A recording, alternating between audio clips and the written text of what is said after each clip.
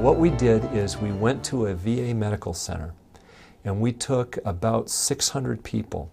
So everybody in the study at one point got a flu shot, at another point a saltwater shot, but they didn't know which one they got or what order. We asked them to guess, what order did you get? They couldn't guess, 50-50 flip of the coin. We went through all of the complications and symptoms people say they have. They were as common, if not more common, with a saltwater placebo shot than with the flu vaccine, with the exception of a mildly increased percentage of people who had a sore arm if they got the flu shot.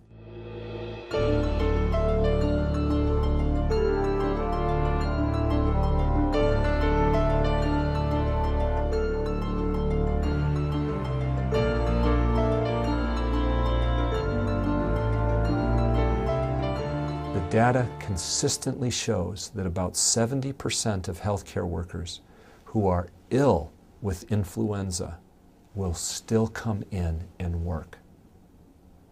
And what that does is it infects their co-workers and, even more importantly, infects the patients that they're caring for. And that's how these epidemics just take off and spark.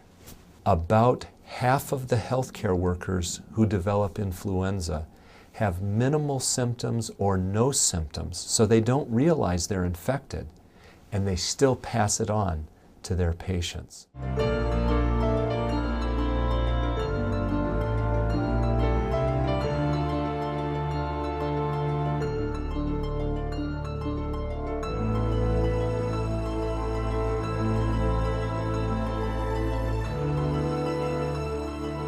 You know, that has actually been the predominant philosophy over the last couple of decades.